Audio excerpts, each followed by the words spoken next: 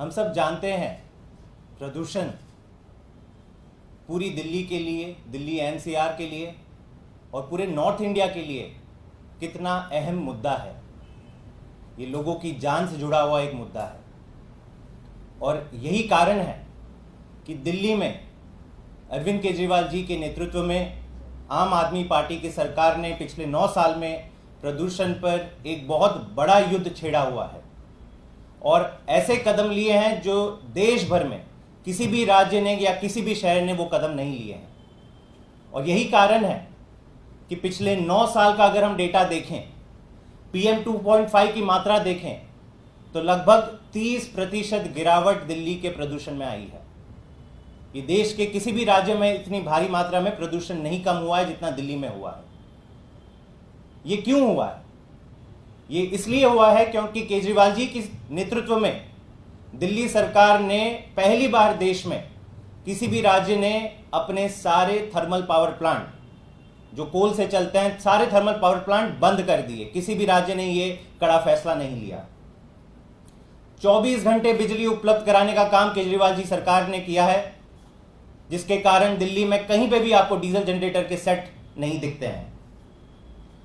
सारी जितनी भी तमाम इंडस्ट्रियल एरियाज हैं दिल्ली के, उनमें जितने भी प्रदूषित फ्यूल्स हैं, पॉल्यूटिंग फ्यूल्स को बैन किया गया और पीएनजी जैसे क्लीन फ्यूल्स पर ट्रांजिशन किया गया। आज 100% दिल्ली की इंडस्ट्रीज क्लीन फ्यूल यानी पीएनजी से चलती हैं। देश के किसी भी राज्य में ये नहीं हुआ है अब तक। देश की सबसे बेहतरीन ईवी पॉलिसी लाने का काम केजरीवाल जी ने किया है।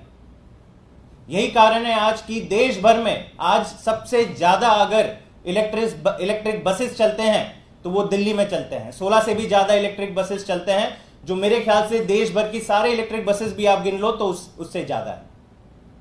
लेकिन इन सब प्रयासों के बीच में एक और अहम कदम जो आम आदमी पार्टी की सरकार ने दिल्ली में किया है कि दिल्ली का ग्रीन कवर निरंतर बढ़ाने का काम किया है। करोड़ों की मात्रा में पिछले 9 साल में पौधारोपण हुआ है, नए पेड़ नए पौधे लगाने का काम हुआ है। बल्कि पिछले 5 साल का अगर हम हिसाब किताब लें तो 2 करोड़ से ज्यादा नए पेड़ दिल्ली सरकार ने दिल्ली के अंदर लगवाए हैं। ये एक रिकॉर्ड है। दिल्ली के इतिहास में कभी भी 5 साल के अंदर 2 करोड़ पेड़ कभी भी किसी सरकार ने नहीं लगाए। और इसी कारण दिल्ली का ग्रीन कवर जो सैटेलाइट से एकदम ऑब्जेक्टिव तरीके से नापा जाता है, दिल्ली का ग्रीन कवर 2013 में 20% था और 2021 में जो केंद्र सरकार की एजेंसी आंकड़ा जाहिर करती है, फॉरेस्ट सर्वे ऑफ इंडिया, वो दिखाता है कि दिल्ली का ग्रीन कवर 23% हो गया, 3% बढ़ा है। जहां पे देश भर में विकास के नाम पर पेड़ काटे जा रहे हैं, पहाड़ों पर पेड़ काटे जा रहे हैं, शहरों के अंदर पेड़ काटे जा रहे हैं, गांवों के अंदर पेड़ काटे जा रहे हैं, केजरीवाल जी की सरकार ने इतने ज्यादा प्रयास किए हैं कि दिल्ली का ग्रीन कवर बढ़ा है, 20% से 23% हुआ है। दोस्तों, ये तमाम कामों के बीच में पिछले कुछ दिनों में एक बहुत ही दुखद घटना बाहर निकल के आई है और वो घटना है कि दिल्ली के बीच में सदर्न रिज में 1100 पेड़ इलीगल तरीके से काटे गए। ये घटना बाहर निकल के आई है। ये बहुत बहुत दुखद घटना है। दिल्ली का जो रिज एरिया है वो दिल्ली के लंग्स उसे कहा जाता है, सबसे सेंसिटिव जोन है। अगर दिल्ली वालों को सांस लेना है तो रिज को हमें प्रोटेक्ट करके रखना है। ये हम नहीं कह रहे हैं, सुप्रीम कोर्ट ने ये कहा हुआ है और इसलिए रिज में कानून बना हुआ है कि एक भी पेड़ अगर कटा जाए तो सुप्रीम कोर्ट की अनुमति के बगैर ये नहीं काटा जाएगा। लेकिन होता क्या है, फरवरी के महीने में, फरवरी 2024 की मैं बात कर रहा हूं, रातों रात केंद्र सरकार की एजेंसी डीडीए जो एलजी साहब के अधीन आती है, रातों रात बिना किसी की परमिशन लिए, बिना दिल्ली सरकार के फॉरेस्ट विभाग की परमिशन लिए, बिना सुप्रीम कोर्ट की परमिशन लिए, रातों रात 1100 पेड़ रिज एरिया के छतरपुर के रिज एरिया में काटे जाते हैं। ये एक क्राइम अगेंस्ट नेचर है। मुझे नहीं लगता कि दिल्ली के इतिहास में किसी सरकारी एजेंसी ने, प्राइवेट तो कई लोग अगर काटते हैं तो उनको पनिशमेंट दी जाती है, लेकिन दिल्ली के इतिहास में कभी भी चोरी छिपके किसी सरकारी एजेंसी ने रातों रात 1100 पेड़ कभी नहीं काटे होंगे। ये ऐतिहासिक क्राइम इसको कहना चाहिए, इससे कम ये नहीं है। तो जब ये खबर बाहर निकल कर आती है, कोई याचिकाकर्ता सुप्रीम कोर्ट जाते हैं और तब ये पता चलता है सुप्रीम कोर्ट को कि ये घटना घटी है उस रिज में जहां पे सुप्रीम कोर्ट खुद डायरेक्टली मॉनिटर करती है कि एक भी पेड़ ना काटा जाए। तो जब सवाल पूछे जाते हैं डीडीए से कि आपने ये किसके कहने से किया, तब निकल के आता है कि एलजी साहब खुद वहां पे विजिट किए थे और उनके आदेश पे ये सारे पेड़ काटे गए।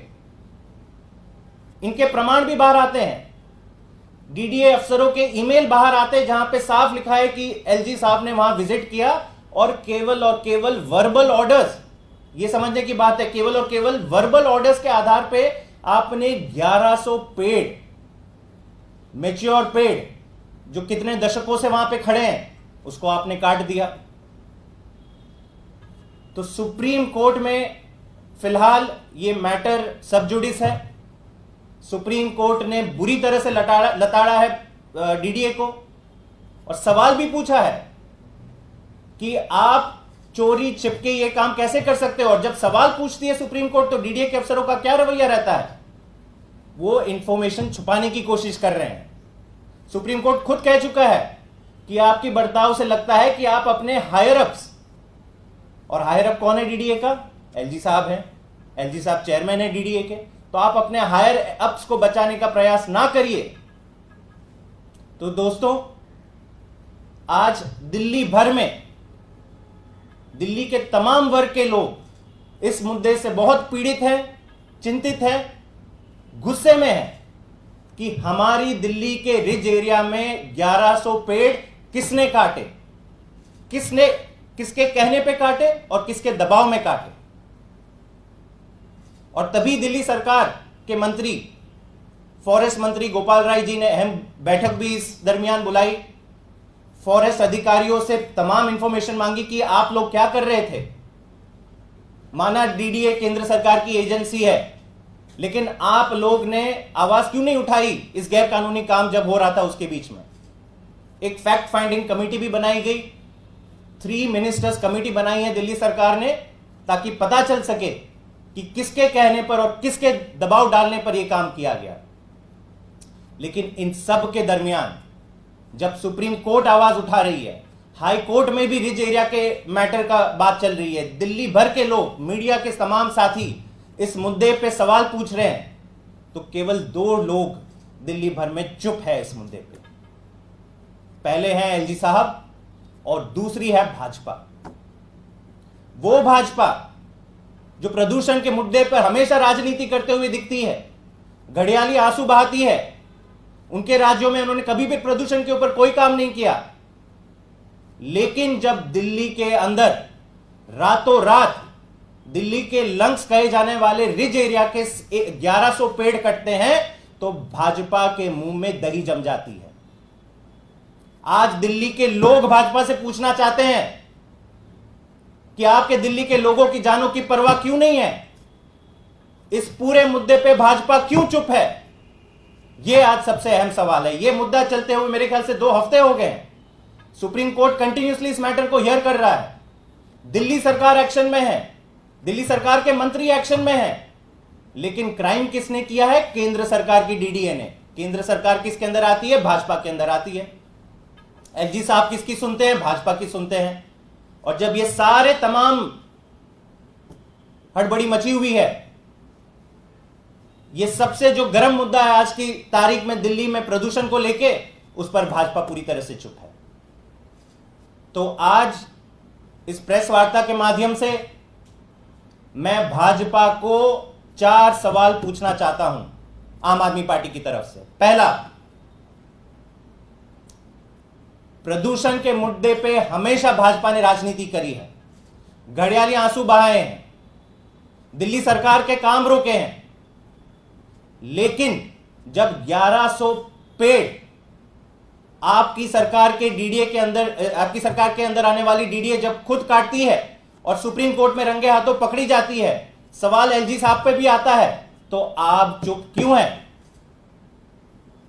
सवाल नंबर 2, जब यह साफ है, जब प्रमाण है कि डीडीए के अफसर खुद ईमेल में क्लेम कर रहे हैं कि एलजी साहब गए वहां पर उस एरिया में छतरपुर के और वहां उन्होंने वर्बल ऑर्डर्स दिए कि ये पेड़ काटिए, तो साफ है कि एलजी साहब की भूमिका इस क्राइम अगेंस्ट नेचर में बहुत बहुत साफ है।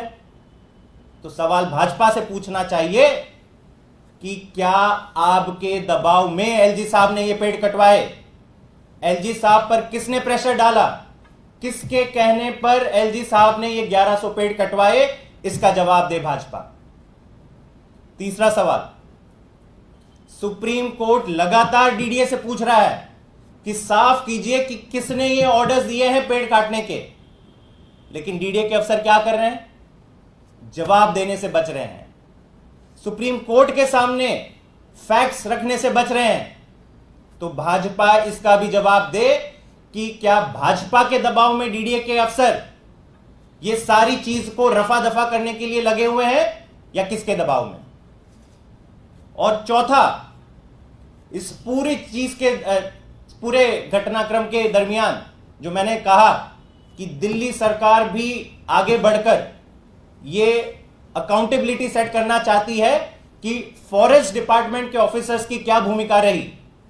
क्राइम तो किया डीडीए ने, लेकिन फॉरेस्ट डिपार्टमेंट के अफसरों ने सही टाइम रहते हुए अपनी आवाज क्यों नहीं उठाई? तो फैक्ट फाइंडिंग कमेटी बनाई गई। और जब मंत्री अपने खुद अधिकारी से पूछते हैं कि सारी फाइल, सारे डॉक्यूमेंट्स जो जो आपकी हिरासत में है वो लेके आइए और हमें बताइए, एक हम रिपोर्ट बनाएंगे जो सुप्रीम कोर्ट को देंगे, तो होता क्या है? दिल्ली सरकार के फॉरेस्ट डिपार्टमेंट के अधिकारी भी चुप हो जाते हैं, सारी फाइलें, सारे फैक्ट्स दबाने की कोशिश में लग जाते हैं। पिछले एक हफ्ते से यह फैक्ट फाइंडिंग कमेटी बनी है, लगातार मीटिंग नोटिस इश्यू हो रहे हैं।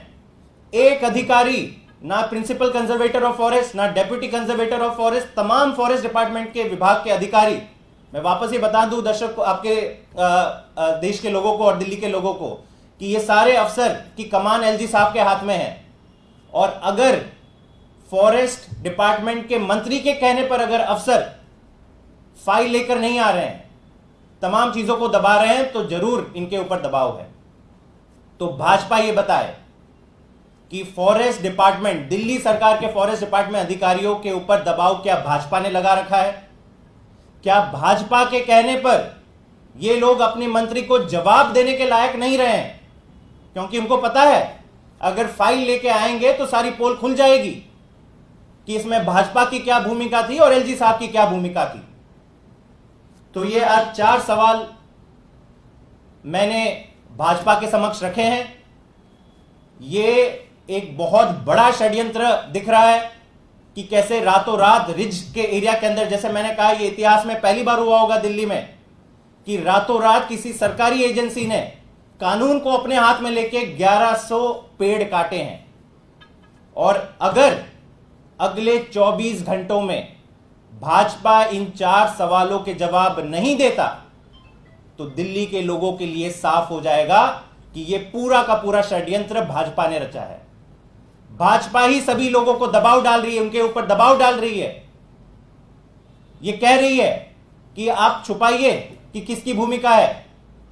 तो मैं भाजपा से कहना चाहूंगा 24 घंटे के अंदर आप इन सवालों का जवाब दें, वरना आप दिल्ली और देश के सामने बेनकाब हो जाओगे कि दिल्ली में पेड़ काटने का जो अपराध है वो केवल और केवल भाजपा के कहने पे हुआ है। Thank you. लगातार दूसरी बार सौरभ भारद्वाज ने जो जानकारी दी थी कि अधिकारियों को बुलाया है, कल की मीटिंग थी, तो क्या उसका कोई अपडेट आपके पास के अधिकारी आए थे? क्योंकि पहली मीटिंग में तो कोई नहीं आ पाया। नहीं, अब तक जो मैंने अभी भी कहा कि इतना प्रेशर कभी भी 9 साल से दिल्ली में केजरीवाल जी की सरकार है। फॉरेस्ट डिपार्टमेंट, मतलब अगर एक पेड़ की छटाई भी हो जाती है विदाउट परमिशन, फॉरेस्ट डिपार्टमेंट इतना हल्ला करता है, 50,000 का फाइन लगाता है, जो उसका काम है। वो फॉरेस्ट डिपार्टमेंट जो फ्रंट फुट पे आके दिल्ली के ट्री कवर को कटने से बचाता है, जिसके कारण, जिसके प्रयासों से मैं उनकी भी वाहवाही करूंगा, क्योंकि जो काम हुए हैं दिल्ली में पिछले 9 सालों में 20% से अगर 23% ग्रीन कवर बढ़ा है, तो हमारे अधिकारियों ने भी अहम काम किया है हमारे निर्देश पर। लेकिन वो फॉरेस्ट डिपार्टमेंट आज मंत्री के सामने जवाब देने से अगर बच रहा है, तो इसका मतलब साफ है, कहीं ना कहीं इस प्रकार का दबाव डाला जा रहा है जो अब तक कभी भी इनके ऊपर नहीं डाला गया था। सर, आपने अधिकारियों की बात की, बहुत सारी स्कीम्स भी है दिल्ली गवर्नमेंट की जो नहीं चल पा रही है बिकॉज ऑफिसर्स जो है वो नहीं रिस्पॉन्ड करते हैं, फंड्स की कमी बहुत फेस हो रही है। गवर्नमेंट क्या कुछ कर रही है उन पॉलिसीज के लिए? नहीं, देखिए, हर पॉलिसी पे जो प्रयास लगातार जारी हैं वो चलते रहेंगे। जहां पे कहीं कोई क्वेरी आती है उसको सुलझाया जाता है, मुद्दे कैबिनेट में लाए जाते हैं, मुद्दों को सुलझाया जाता है। लेकिन आज जो मुद्दा है कि 1100 पेड़ रिज के अंदर, जो सबसे सीक्रेट, सबसे सेंसिटिव जोन माना जाता है, उसमें 1100 पेड़ काट दिए और आज तक अकाउंटेबिलिटी सेट करने से भाग रहे हैं। भाजपा पूरी तरह से चुप है। भाजपा ऐसे मान रही है कि डीडीए उसकी एजेंसी ही नहीं है। भाजपा को तो डीडीए के लोगों को फायर कर देना चाहिए था। अगर एलजी साहब की भूमिका है तो उनके ऊपर एक्शन ले लेना चाहिए था। लेकिन भाजपा ने एक शब्द नहीं लिया है। ये खुद बताता है कि भाजपा के शायद कहने पे ये सारा षड्यंत्र रचा गया है। इसलिए आज भाजपा साफ कर दे। जो 4 सवाल मैंने पूछे हैं, भाजपा अपना पक्ष साफ रखे दिल्ली के लोगों के सामने कि इनका क्या रोल है इस पूरे मुद्दे के अंदर।